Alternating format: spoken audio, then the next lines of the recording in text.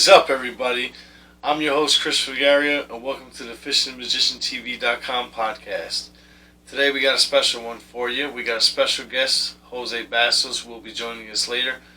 Teach us a lot about salmon fishing. Been doing it for years, very passionate about it, and I think we're all going to learn a thing or two, especially me. I've been very intrigued and interested in learning about it. But first, we're going to take a look at a little segment. I took a couple of kids out fishing last week. They go by the name of Lucas and Gianna. They are the children, good friends of mine, Louis and Jules. And the first time they ever went fishing, and they seem to enjoy it very, very much. And I just hope that this is something that can inspire you to do the same thing. I've been taking kids fishing for years. And just get them out of the house, do something different. You know, you don't want to raise a couch potato. And just look at the smiles on these kids' faces. Like I said, I've been doing this for years, but I've never actually filmed it or recorded it before. And I want you to take a look and just look at the smiles on those kids' faces and hope it inspires you to do the same. Whether if it's your own kids, your nieces or nephews, or just some kids from the neighborhood. You know, just invite them out. If you don't know what you're doing yourself and you want somebody to help you tag along, send me a message. I'm more than willing to drive around the state of New Jersey, up and down, north, south, central, doesn't matter, and I will help you out. Because the smile on these kids' faces when they catch a fish, to me, is the most rewarding thing that I do, and it's priceless. So here, check it out. What's up, buddy? What's your name?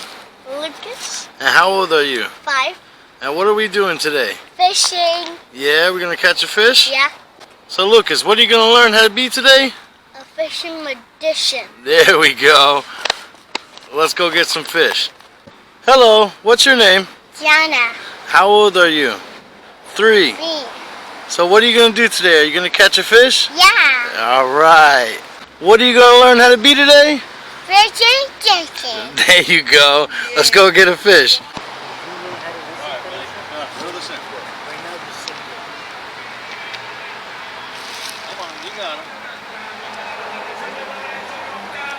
Stop real up.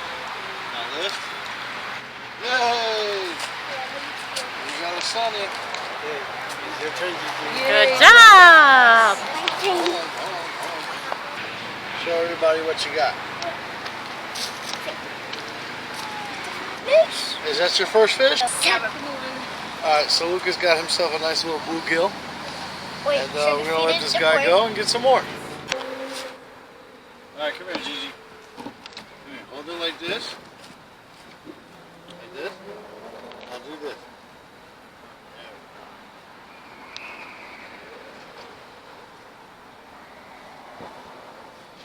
Keep going. Keep going. Alright, now we stop and lift. Alright. Alright, come here, Gigi. You want to hold it? Yeah. Okay, turn around. Now show everybody what you got. I got fish. There you go. Good job. Focus on the fish now. Come on, buddy, bring him in. It's going.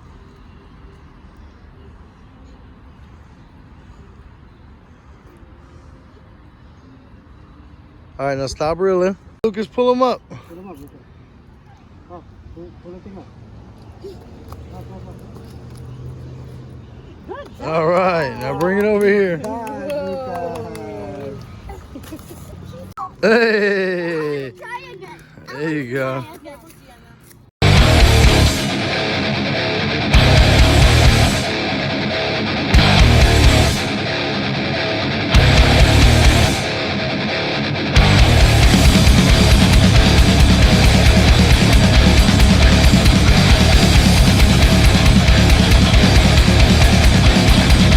Today's episode is all about salmon fishing. Right now, the salmon run up in upstate New York, Pulaski, New York, is going on, and Jose is here today to teach you how to catch those fish. So I'm going to pass it over to Captain Jose Bastos, captain of the Salty Pork Chop charter boat, and I'll let him take it away. How's it going, guys? So, Salmon River, very well known. It's really the only area of this country where we actually have salmon, with the exception of, going up into Canada. Then you go out west into Alaska and such. For us, this is the closest thing that we have. It's a good fishery. It's a lot of fun. It can be a little hectic. You got some knuckleheads that go up there. That's pretty much why some people do or don't go up there.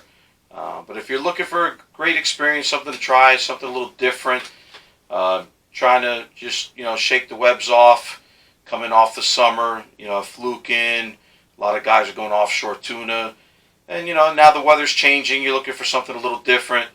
Well, salmon start running upstate anywhere from early to mid-August, depending on, climate and water temps, and can run all the way through into October. I've seen it go into November. The way things are going this year, I just came back after a week or so there, and it was a little slow. Water conditions aren't right. Temperatures were pretty good. They were getting better, but water level extremely low for this time of year. Unfortunately, they normally do dam releases to get the river up, pretty much to help promote the fishery. And this year that didn't happen with lack of water this year. They just didn't have any rain. Surprisingly enough, it rained pretty much every day that me and my guys were up there. Just not enough. It was enough to do a little something, but it wasn't anything heavy. Now they're getting rain there now, especially after all these storms that we're getting coming through. They got hit with some, and of course, we just found out from between yesterday and today, they just had another, their first real major run. They've had what we call pushes of fish, but yesterday and this morning especially, they just had some really monster runs, and you basically can walk any stretch of the river and just walk over their backs. It's that good. But it's a lot of fun for anybody that wants to try something different. Again, you want to try something different. Cold weather's coming. You may be a freshwater guy, you may not, but you don't really have to be a freshwater fisherman to do this. Yeah. I guess, the first thing to cover is the basic rule of what you're doing when you get up there. And this is the largest and most fought over debate discussion out there, is how do you fish for salmon? You're not fishing for salmon. You're not going up there. Don't expect to go fishing.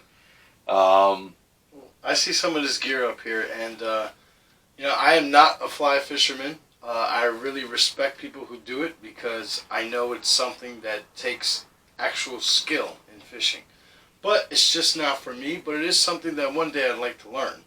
So explain to us what you got here. What kind of setup is this? So this is a 7/8 weight fly rod, 9-foot, 4-section, with just a Orvis Hydros, seal drag fly reel. It does have drag on this. A lot of fly reels don't, so you got to palm them. What I like about this is it has a drag, so it kind of keeps you familiarized with a bait caster, conventional spinning reel. It does have drag. You can expect that, just like in salt water, freshwater, what you use in your conventional stuff, is that, you hook a fish and you got some stopping power behind it. If you've never fly fished or had a fly reel in your hand, it can be a little intimidating. You don't know really how to palm, and I've seen people just grab the reel, and pretty much what they do is, you got the reel in your hand, you go ahead, you set the hook, or you got the fish in the line. The whole purpose of palming is you're grabbing onto the rod and you're basically palming, the reel here. And you're basically creating your own drag. Which, if you go too tight, you can snap the line, lose a fish. And that generally becomes, and happens to be the first mistake that people make, is they grab it and they literally just grab it, not knowing that you just gotta give it a little force with your palm. A lot of people get scared it's gonna rub the skin off. It's not gonna rub your skin off. You're just putting enough pressure just to hold that basket so that as it's turning, you're keeping some resistance. Yeah, I would probably hold it too hard because I'm just a brute. Yeah. But the nice thing with some of these newer reels, especially these Orvises, it does have a drag. So for a beginner, this is the type of reel that you recommend because it's something that we can relate to. For a beginner, yeah, you can relate to this. It is much easier to relate. Because palming also, what happens, you got this little handle here, even though it is small. A lot of times when you go to palm it, your thumb and your index finger tend to stay out. And then what winds up happening, you got your fingers out here, whether it just be the 2, 3, or however, depending on how you're holding it. And what winds up happening, you're banging your fingers up against this knob.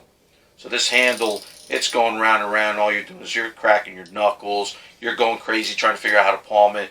And you're just banging up your hands. I'd probably do that. Yeah. For a beginner, this is a great setup. It's a little more on the costly side. But even, they do have some affordable setups that you can get as far as reels that do have some drag. The biggest thing is that the drag systems in the washers, they are not sealed. So you got to be careful with dunking and submerging it in water. Because then when you go to pick it up, then it starts sticking, things of that nature. Getting iced up and everything. Yeah, this thing, I've had it for a few years now. You can dunk it in water and, no problem. Take it right out. She's good to go, smooth as butter. Every once in a while, like anything, you got to service it, clean it out, and things like that. But very foolproof. But for a beginner, there's other stuff out there more affordable that can keep you in that comfort zone. But as far as the fishing, as you can see here, there is no fly line. I'm not fishing with fly line. We go up there, and I'll explain to you why. I have here about 100 yards of backing. And what that is, that's just to keep my monofilament in place. If you spool this straight through with mono, it tends to rub in here in the basket. You can cut the line, fray it, then you have a problem.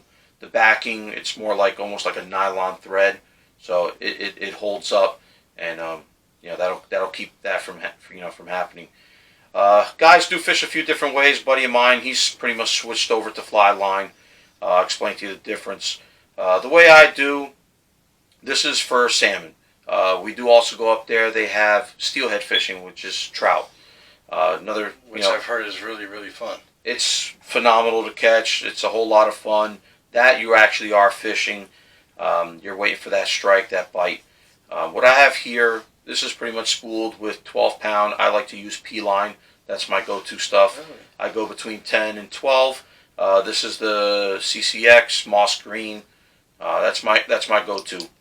So on these 40 to 60-pound fish, you're going at it with 12-pound. You're really not seeing 60s, but average anywhere mid-teens into the good 30s. 30s? Yeah, into the good 30s.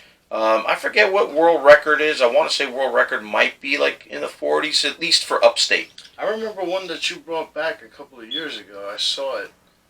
They look very close to a 40, 45-pound fish. It could have very well been. I mean, we never weigh them. No. There are some spots there where you can weigh it. I'll be honest with you. We catch so many now. It's you don't have time to go do anything. You're beat up, man. It's a trek. Way to stay humble, Jose. Yeah. Yeah. But no, once you get up there and you figure this out, it could be a lot of fun. But when it comes to the fishing aspect, again, you're not really fishing. The fish are not biting. Can they bite? Absolutely. It's more out of reaction bite, more out of frustration. Salmon, like anything, territorial fish. Yeah. You put something in there. Stay out of my hole. Exactly. Out of reaction, they can strike it.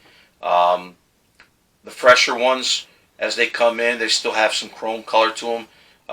They really haven't gotten into that, into that stage in their head where it's like, hey, I'm here just to spawn, so they can tend to still hit.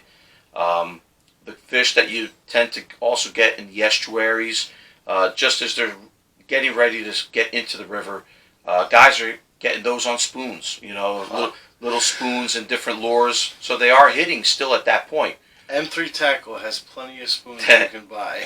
Never tried that, but I'm sure if they make the proper size, it can work. I've seen guys use the craziest stuff up there, so I wouldn't doubt it. So give it a shot if you're ever up there. But yeah, once they actually get in the river, they start turning they start turning dark in color. Their main focus is they're there to spawn. They're there to do their thing, and unfortunately, they do die. Yeah. What we're trying to do is we're trying to get them before that happens, and we want to eat. Oh, absolutely.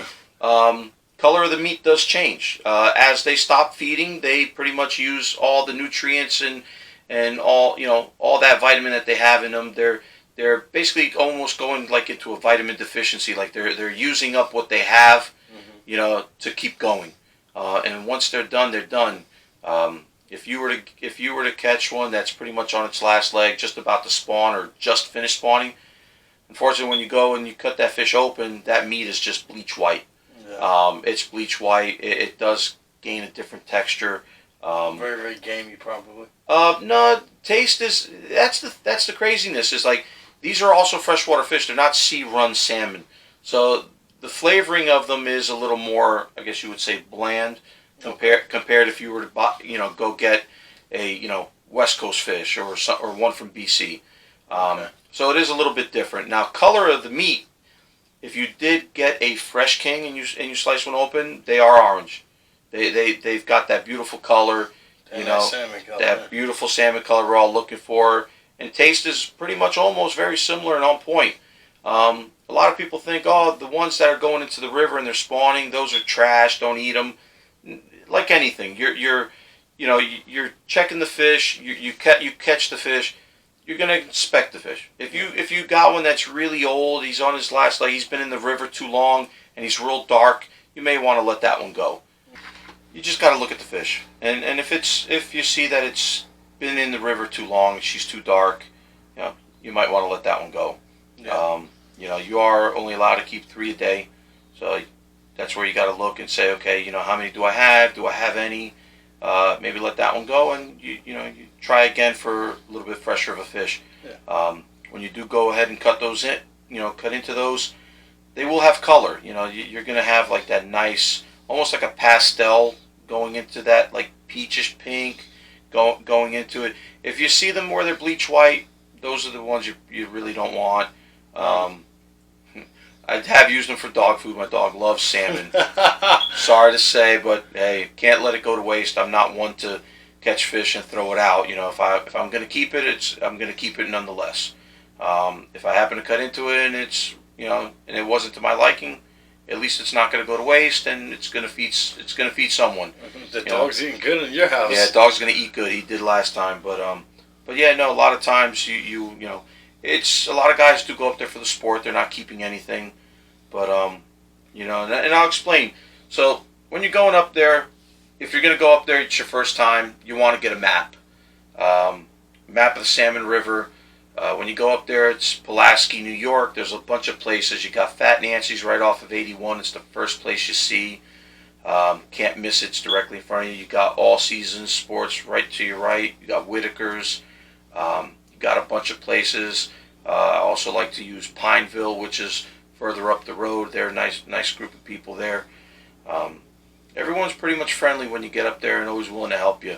Like anything, some people may direct you, wrongly, but for the most part, not really. Everybody there just wants you to have a good time, enjoy your experience, catch. Because if you enjoy the experience and you do well, you're going to come back. Yeah. And they depend on guys like you to go up there to keep the town running. Because I can imagine that it's not like New York City. No, it's nothing like that. It's very country. Again, nice group of people up there, very hardworking people. But when this is over, they don't have much going on. So a lot of businesses, a lot of people do depend on this. A lot of people that have homes right on the river, you can go right up to them, knock on their door, and say, "Hey, can I park here and on your property?" Whether it be in the driveway, some will tell you, "Hey, go ahead, park in the grass over here, and you can walk right down the property, right to the river and fish." And they charge you a few dollars for parking. Yeah, we don't get that in New Jersey. No. Definitely not. No, up there it's a whole different mindset, different style of living. But yeah, if you're gonna go up, I would usually say leave the kids at home the first time. You want to try, take your waders, like anything, like if you went freshwater fishing in the river. So let me ask you, when you go up there even when you started going up there, did you at any time get a guide, or I never got a guide. I had a couple buddies that have been going up for a very long time, Okay. and so I kind of just was tagging along. First time ever going up, I did nothing for the first couple days. I couldn't get it. I couldn't grasp the concept of what we were doing, which I'll explain. Just couldn't get it. It was the very last day, and I'll never forget. I met this older gentleman, and probably one of the nicest people I've ever met. He was genuinely a very nice guy. You know, he's there. He's bang, bang, one after another. We're all looking at him. My buddies, they're doing their thing, and they're doing okay. But we're still all at awe because he's just one after another, and he's not keeping anything. He's just fishing for fun. He brings them. Okay, got close enough. Take the hook out. See you later. Couple casts later, he's got another, and it was just like, That's got to be awesome. yeah. He knew what he was doing. He was on it. And then I came over and I just asked him a couple questions. He was very nice and was not reluctant at all to show me the ropes. And he pretty much just sat there with me. He's like, dude, what you're doing is okay. You gotta just work on it. This is what I would tell you to do different. I'm just right there next to him. He puts his rod down. He's just showing me. Next thing you know, within a few casts, I'm hooked up. I'm like, you got to be kidding me. So a big thing that I heard fly guys say a lot back in the day, it's all about flick and dip.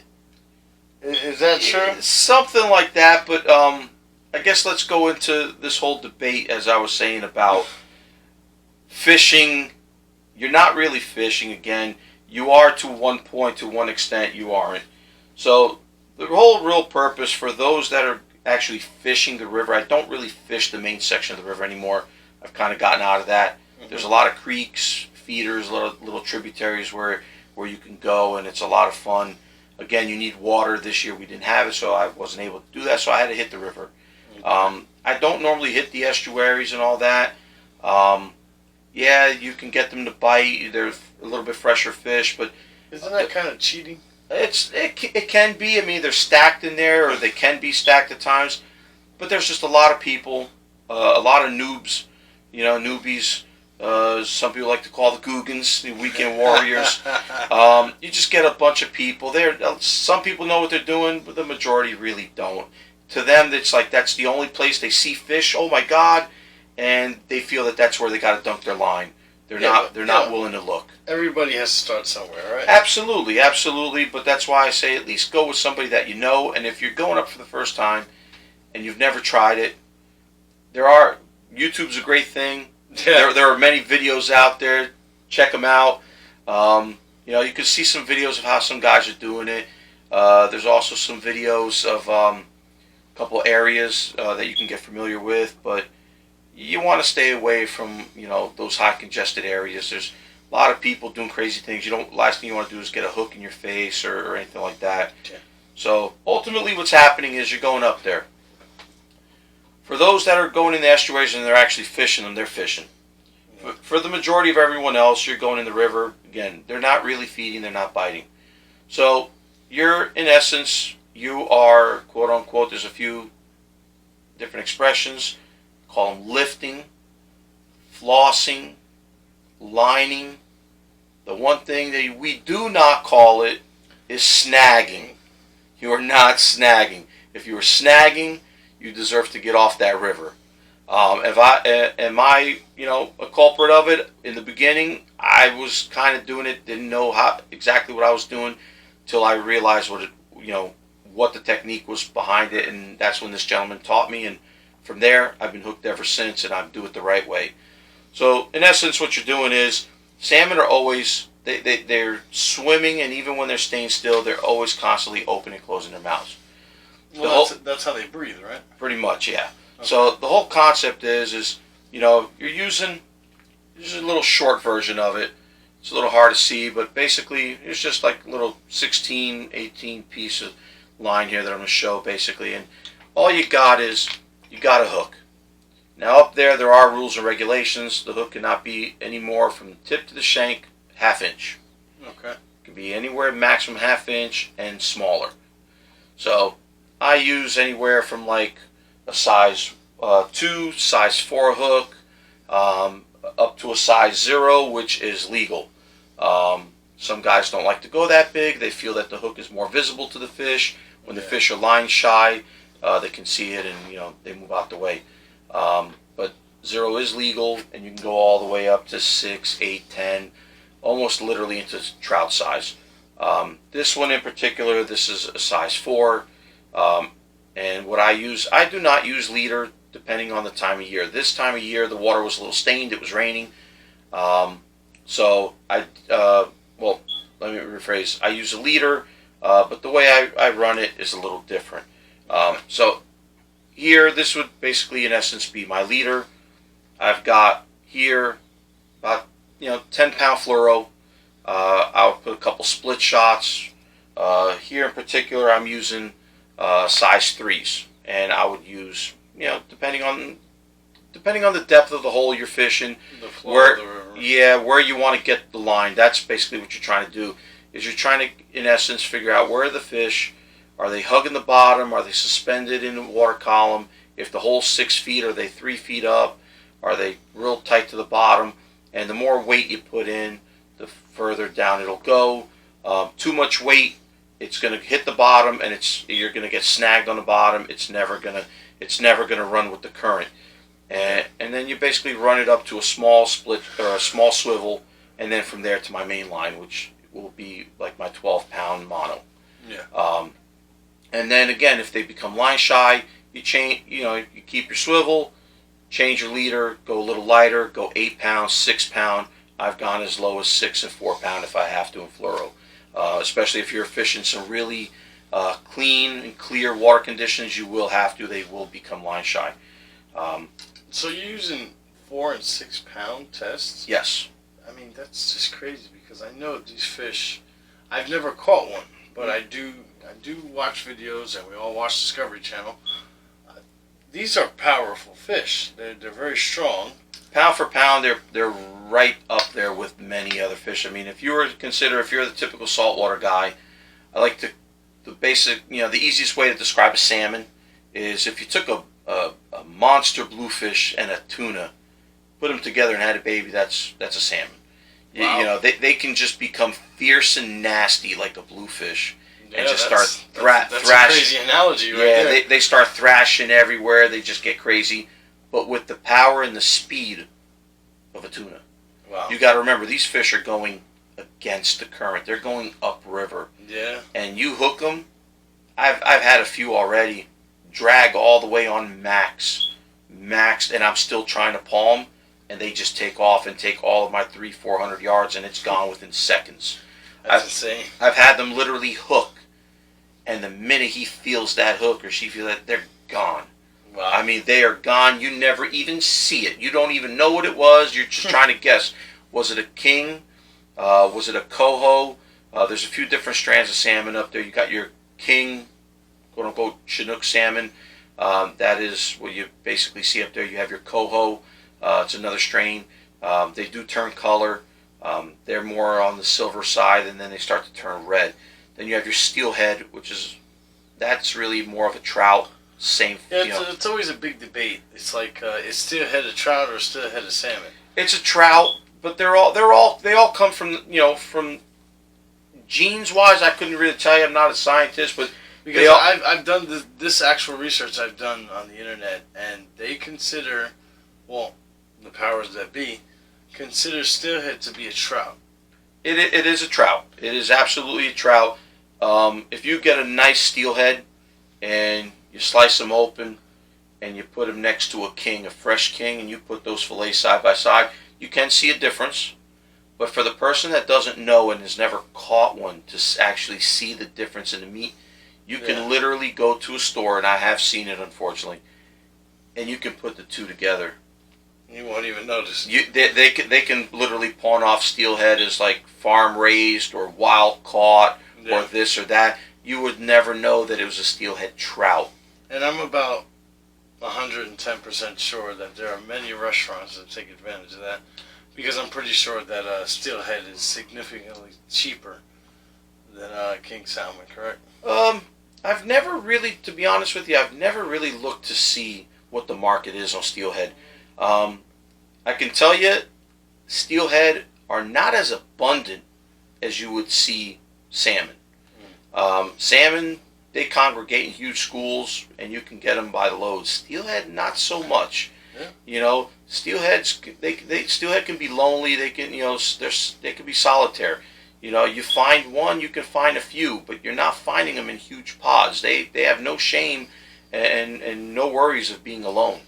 Yeah, and like what's cool about steelhead, excuse me, is that we can actually catch them in New Jersey. I've heard of plenty of lakes and rivers in Jersey that have steelhead. Like Captain Robbie one time said he stopped on the side of the turnpike, parked the truck on the grass, went down and caught a couple landlocked steelhead up in there. I've heard the same. I've never seen one in person, never caught one. Yeah. I know in Jersey, Lake Arrowflex, there's a few others. We have landlocked salmon. Yeah. New York also has a few other places, Atlantics. Let me rephrase it, Atlantic salmon. Still different from what you'd normally see. I haven't actually seen a steelhead in Jersey. I've never had a chance to catch one or actually seen one in person. But I know here in Jersey we do have, you know, landlocked salmon, Atlantics. Lake Arrowflex is one of the places. There's a few. I know New York, I heard, has a few areas. But I've never targeted them. I've never actually fished them. But I heard that they are there. But you know, what people do with fish, unfortunately, is just, you know, I don't like the fact that people try to pawn one for the other. But it is what it is, Yeah. and That's kind of wrong. it is wrong. But what are you going to do? I mean, we can only imagine, you know, through our lifetime what we've eaten, and Yeah. it was told it was one thing and it was another. Whether it be our parents or a restaurant, it's been done to us. Yeah, unfortunately, I know that's true. Yeah. But So let's go over some of the. so some of the stuff that I use is, again, so, you know, you got your leader. So part of what you're doing with this lining, flossing, lifting is, the whole purpose is these guys that are in the water, whether you're sighting them or you're working a piece of water. The whole purpose is, as their mouth is opening and closing, the whole purpose is you cast your line ahead of them. You know, you want to get it out in front of them, a couple feet, you know, you judge it. And the whole purpose is that your line is coming out. And the whole purpose is you want that line to kind of, right at the right time, just happen to get right in front of them. And you're going to lift your line up, lift that rod tip up. And you're hoping that your line is right there in their mouth and it's coming right across, and that hook catches them. Yeah. So upstate, legally, it doesn't have to per se be in the mouth. You can hook them anywhere from the gill plate forward. Okay. You hit them in the head, it's a legal catch. Forehead, the chin, the bottom of the lip, in the mouth, in the nose, in the eye, it's fair game. Anything past that, it's illegal. Yep, anything back there, you belly hook them, you hook them in the dorsal fin. That happens a lot, unfortunately. The tail. We tried, you know, I tell a lot of guys, we try to pop them off. If you're able to see where that hook is, if you can see right away that you foul hooked them, you know, it's going to be a sloppy fight depending on where you get them, especially like if you get them in the belly or you get them in that top dorsal fin, sometimes even in the tail. They just kind of go sideways, and it's like having a tire in the current and you're trying to bring it back. It's just, and I can imagine that can screw up your whole rigging setup and everything. It can, but it's more of a sloppy fight. It's not even a fight at that point. All you're doing is you're tiring out that fish. That fish may not make it when it's done. Yeah. And you're also, depending if there's other people around you fishing, people try to be respectful and they take their lines out waiting for you to be done. Yeah. So a lot of times it's better. You see it's foul hook, just pop them off. Rod tip down, pull back. That's the easiest way. You break the line right at your swivel. If you need another leader, you tie on a quick leader and you keep it moving. Leaders cannot be more than 3 feet in length. That's a big one there. And same thing with your split shots, your weight. Try to keep them, 3 to 4 feet, no more than that. I usually keep my magic numbers 3 feet, 3 feet and shorter. You don't want anything much longer than that. Aside from that, typical things we use for quote unquote bait. You cannot use a bare hook, even though areas of the river where we're lining and such, flossing. you got to have something on the hook. If you're using a bare hook, you're snagging. Everybody's going to see it. They're going to know it. Also, you cannot pull to the side. You can't sidearm. You grab that rod and you're sidearming it. You're basically ripping the water. You're snagging. You can't go on an angle in any way. It's got to be straight.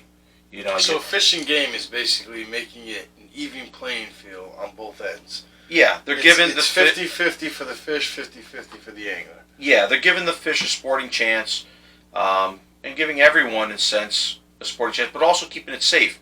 If you got guys over here ripping water all day long, a lot of areas of the river, you're right next to someone, pretty much almost as close as me and you are. Yeah. And now here I am ripping the line. If it skips through the water, I'm hitting you right in the face. Exactly, especially like when I'm snagging bunker from the beach.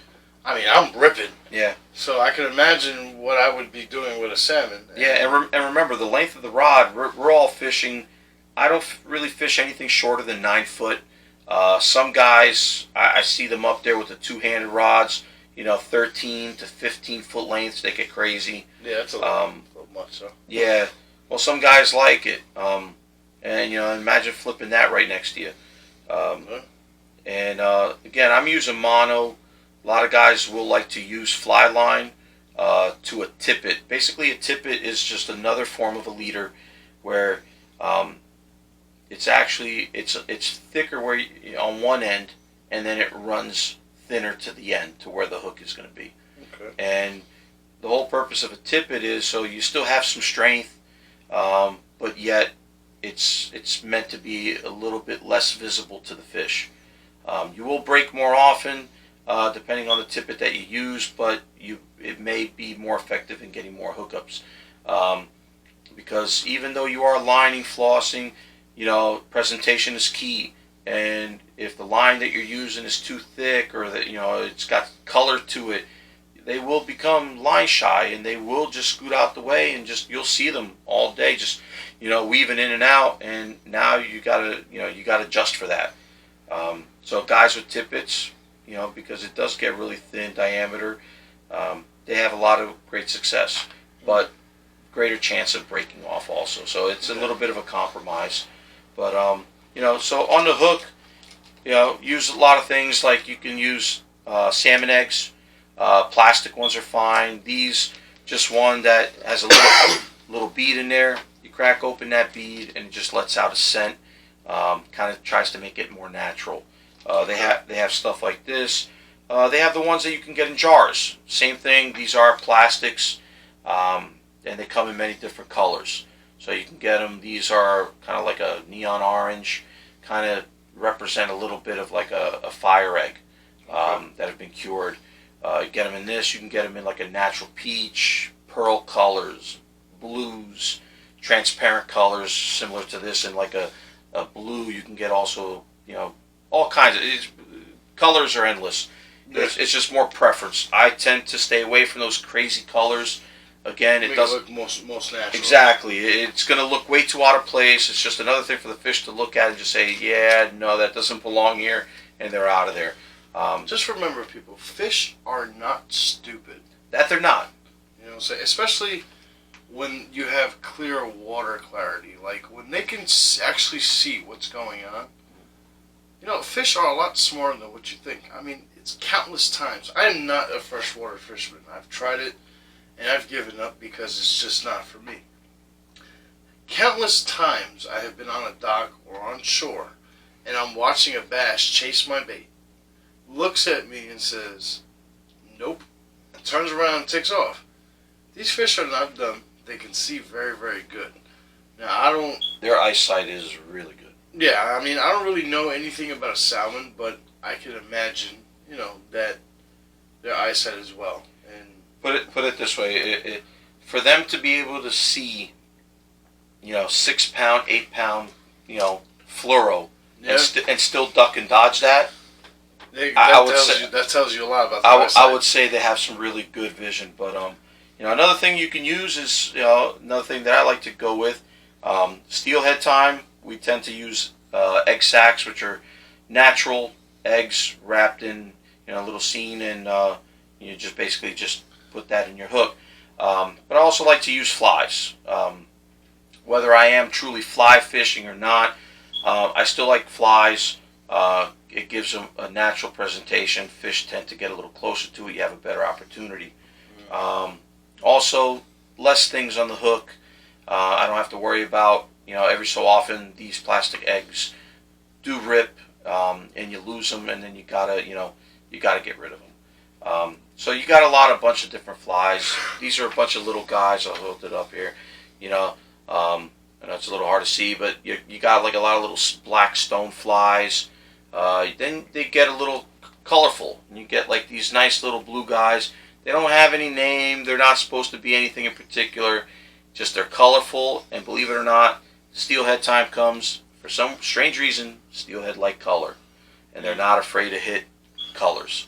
It kind of looks like a dragonfly. It's strange, yeah. It's but a little sparklier than a typical dragonfly. Yeah. But yet, steelhead time comes after October, and it's like candy to them. They like that pink. We use worms.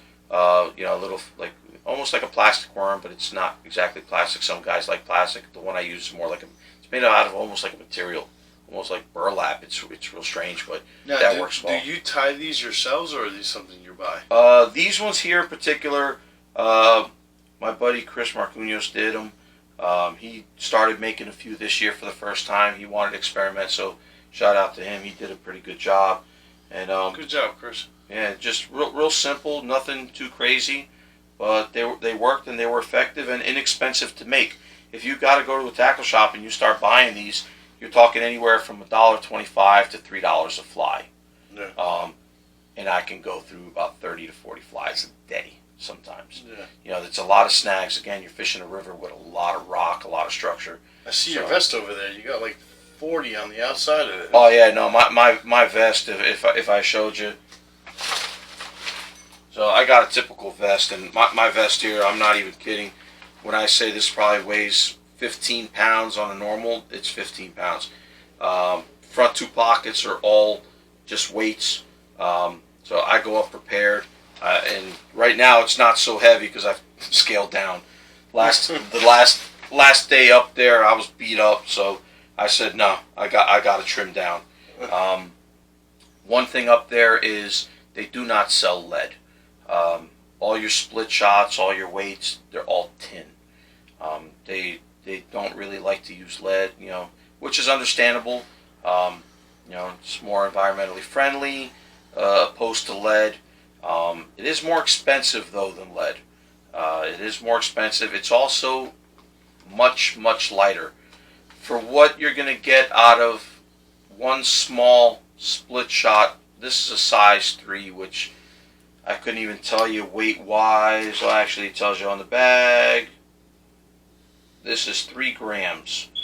It's about 1/8 of an ounce. Something like that. It's almost nothing. But if I was to try to get this weight out of tin, it would be almost like a nice marble. It would literally be like a small marble. So, but that now makes it more visible to the fish. Not only, but the biggest thing is when you go and you throw that in the water is the sound. Now, you're basically, as we call it, you're chucking weights. You're just in there clunk, clunk, clunk. And fish hear that, then they're going to see it, and they're out of there.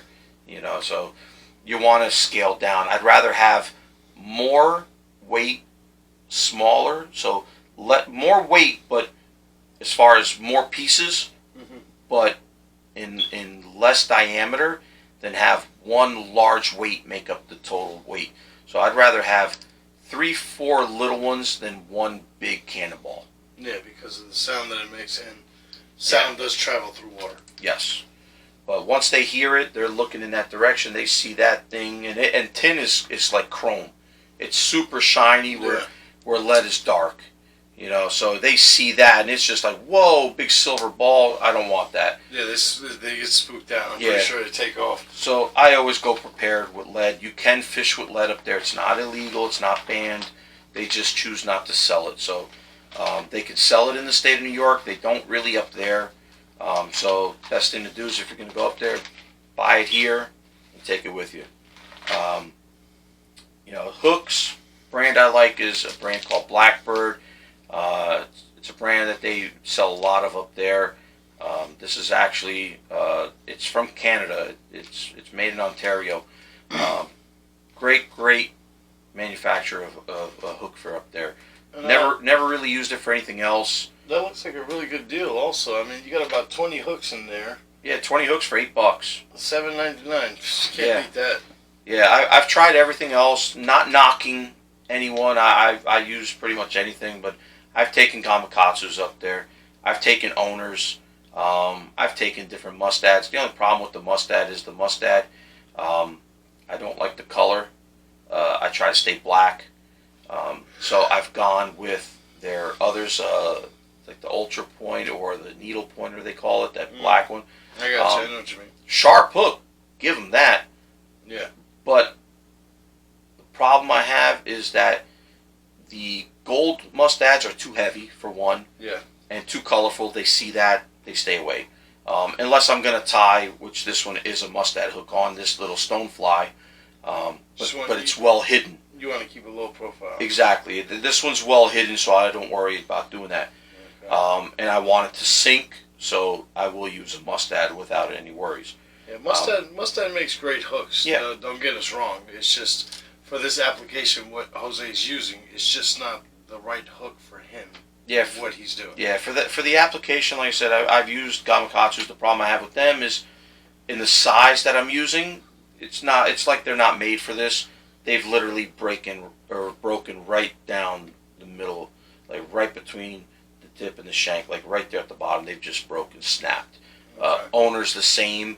I've taken hooks up there, whether it's owners, gummies, mustads, you name them. I've tried so many different hooks. It's unreal.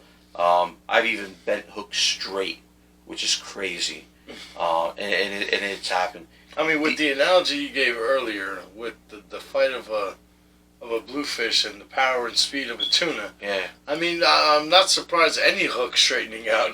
Well, the crazy thing is, if you look at this hook and you look at the diameter, real slim diameter. It's not a thick hook by any means. It's light, but it's super strong. I can't bend this. I've tried, and it will bend, but I got to put a heck of a lot of force on it. And it's way more force than you would ever put on any fish over there, I can tell you that. Yeah.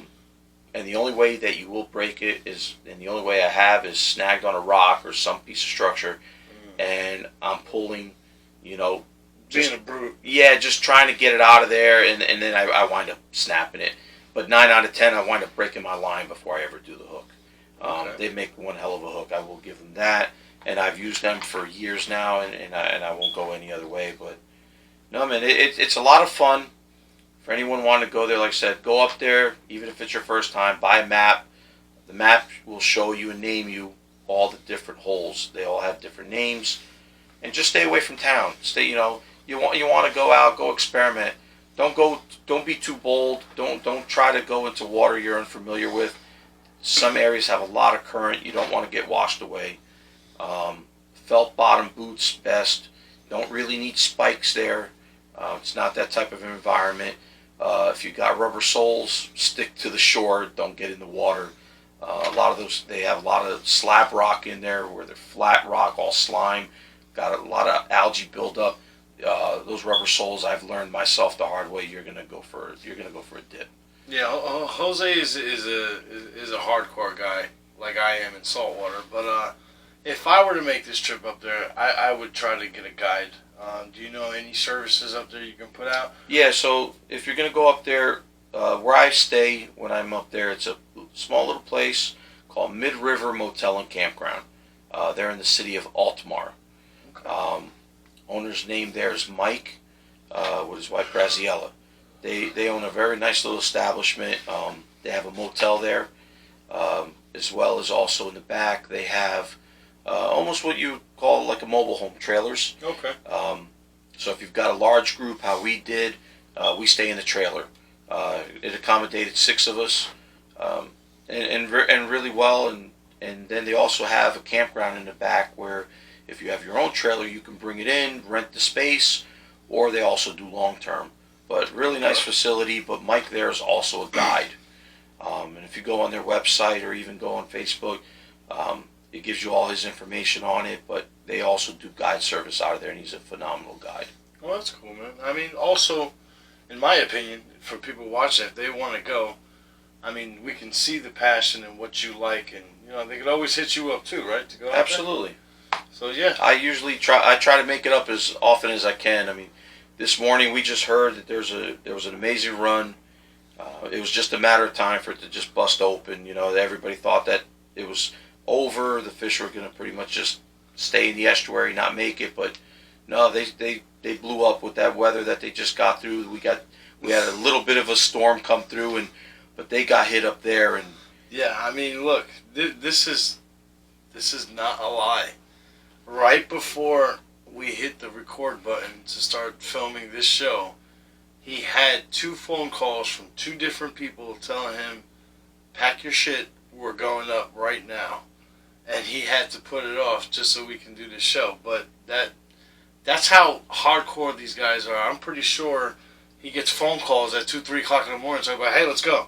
Because I know the guys he fishes with, and I know how he is himself. And he definitely will jump in the truck, drive for 7, 8 hours. Well, if I'm going both ways, at least from Jersey, at least here we're in central Jersey for the most part, and it's a good 4.5 hour drive depending on how you're going.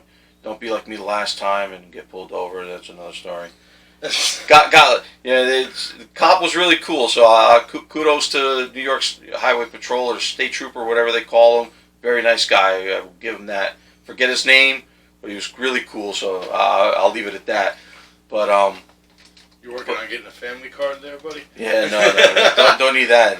But no, he was a really nice guy. But nonetheless, it's about a 4 to 4.5 hour ride. If you really want to take your time and go slow, you make it in 5. But 5 is already stretching it.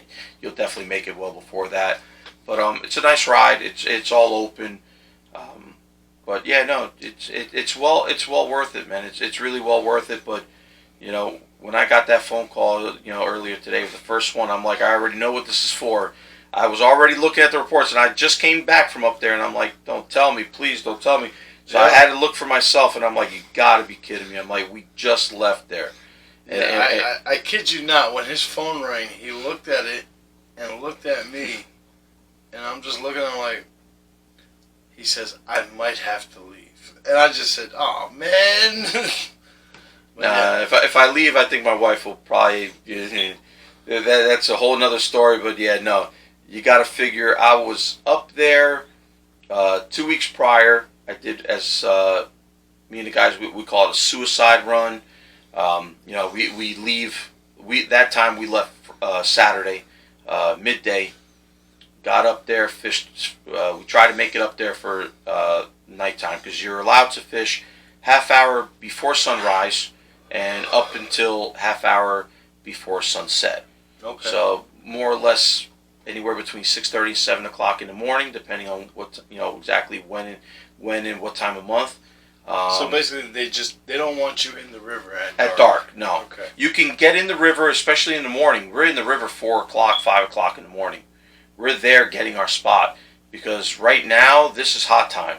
The Columbus Day weekend, if you were to go there now, we avoid this weekend like a plague, because it's going to be literally assholes to elbows, and you're like this fishing. It gets crazy. That's not fun. No, it's definitely not, and all the crazies come out, and then next thing you know, you're getting into fights and people arguing. Yeah, we don't want to do that. We don't need that. There, we want to catch fish. Yeah. We want to have a good time. For the most part, most people that go up there are just your casual fishermen, just wanting to have fun. He's a sportsman, but you get a lot of crazies that go out there that they're just looking, I gotta catch that salmon, I want that meat. Like, it's okay, but it's not that serious. Just have a good time. So, not trying to say that to discourage anyone, but I always tell everybody, just go up there, just go hang out, relax, and just be mindful that other people are out there to enjoy it and have a good time. And if you see somebody doing something out of etiquette, and maybe they swung the line, and I always tell everybody, just relax, take a breath.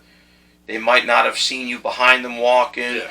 They might not know any better, and that happens. They really might not know any better, and sometimes just, hey buddy, I'm right behind you, I'm walking through, however. Yeah. And a lot of times people say, oh, I'm sorry I didn't see you there, and just keep them going. But some people, unfortunately, they don't see it that way. So, but that's more where you go into those highly congested areas. Go out, you find your own thing, and you'll be fine. You'll be more than happy. Yeah, but you've been inviting me up there for years, and I've always put it off because it's a freshwater thing. And it's a freshwater thing, but it's not. But it's not really freshwater. It's not freshwater. This is its whole other thing. I tell everybody, man, if you want to experience, or put it this way, you haven't experienced anything until you've experienced this. Yeah. I've done tuna fishing. I've gone offshore. You know, I'm a bottom fisherman. That's my thing. I've fished for so many things. Are there still a lot of things that I would love to catch? Absolutely. I haven't fished and caught everything. Yeah. But at least in our local waters, you know, I've been, you know, I've thankfully and you know, bless God, I've been able to fish for a lot of stuff. But we've put quite a hurting on a lot of fish. Yeah. Me and you. But this type of fishing, you get a salmon on the line, a nice lively one that hasn't been hooked yet, or maybe just once, and you get a nice salmon on there, and he takes off on you. Hold on. Because that is going to be an experience like no other. I mean, it's just, you get one or two of those, you're hooked, you're done. All right, so right now, I'm going to do something, and you know when I give my word, it's golden. I'm going to finally take you up on your offer, okay? It's not going to happen this year, but next year, I will head up there with you. All right. And, you know, I'll make sure I get a full week off work so I can head up there with you. Because after this little tutorial thing, I want to go catch a salmon. So I will get a week off of work next week, and I will go up there with you. Hey, even if you don't get a week, you already know. I go up multiple times. I mean, I already went up 2 weeks earlier. You know, we you know, me and my buddy Chris, it was just the two of us. We got in the car and left. This guy's trying to kill me. Sleep deprivation. That's all that he's trying to do right now. Hey, you got to do what you got to do. But no, we left Saturday midday, headed up there to catch them. You know, at least get that evening bite. We did. You know, we got to fish for about 3 hours. You head out. We check in. You know, we get a night's sleep. Wake up. Eat something in the morning. Everything up there this time of year is open super early. Because again, this is when they're making their money. They know what to expect, and that's their thing. So we get up, we get our food, and we take it to go, and we're already eating, you know, bacon, egg, and cheese on a roll on the way to the water. So, nice. You know, sometimes, depending on how it is, we may have time to sit there and eat, especially if it's midweek. Midweek, Wednesdays, Thursdays, there's not as many guys on the water, so I don't have to be in the river at 4 o'clock in the morning, 5 o'clock in the morning. I could be there at 5:30. So we leave, we go, we might sit and eat, have a cup of coffee. By the time we get back to the river, it's now 4:30-ish. We're in the river by 5, and I'm happy with that. So it gives us time to walk to where we got to go. It is a little bit of a hike to some of those areas that we're fishing. So 20-minute walk, half-hour walk sometimes. So it can take some time. And we get there, that's it. Now the rest is just a waiting game. We rig up, and we're ready to go. Once we see that clock, it's go time, we're ready. Nice. And it's time to go. But no, I mean, like I said, bro, even if you don't want to do a whole week, we go weekend. Yeah. You know, I've done that already. Like I said, leave Saturday, we sleep, we fish, we sleep, we go, we fish that next morning, couple hours, midday, we're out and we're back home. You know, we're on the way back home. Nice. But that's why we call it a suicide. It is a little bit, you know, it beats you up a little bit because, you know, your body's not getting used to it. You know, you're figuring. You've been up since, I typically do it on a Saturday. The last one I did was a Saturday, which was my first trip this year. We left Saturday around 1 o'clock, got there right before 5, got our licenses. You do have to get a license, by the way, up there, which all those places provide. Couldn't tell you exactly how much they were. I took a yearly license only because I was planning already going multiple times. And I plan on going up again during the winter for Steelhead. Nice. So you go up there, you get all your stuff, get your license, and 5 o'clock we were ready to go. So we got to fish just for a couple hours, right up until it got dark. We checked in, we slept, and then you got to figure up until that point, man, you're beat up. You've been up all day, and now it's nighttime. You're trying to squeeze something to eat. You're trying to go to sleep, and now by the time you go to sleep, literally a couple hours later, you got to be up to go fishing. Yeah. And now here you are, getting something to eat, go trek through the woods, go fishing, fish until about noontime, Oh man.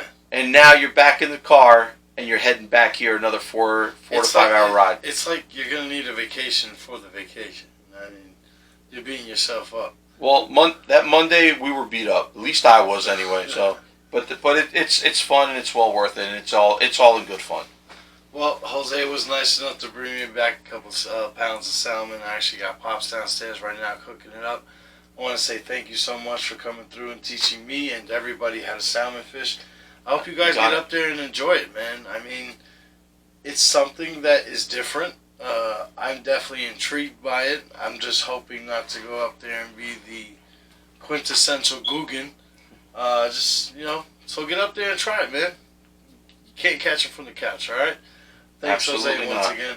You got it. I'll check you out next time. We're probably going to go fishing this weekend together anyway, so. Quite possibly if the weather holds up. All right, man. You take it easy.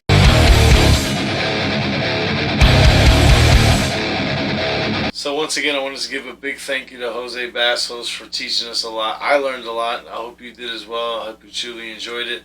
I want to say thank you to all of our sponsors, Tony Maja Products, Nor'easter, M3 Tackle, SNS Bucktails, Fierce Strike Outdoors. I hope you all visit their web pages and check them out. Remember to give us a big thumbs up, a share, and a subscribe. Help us grow.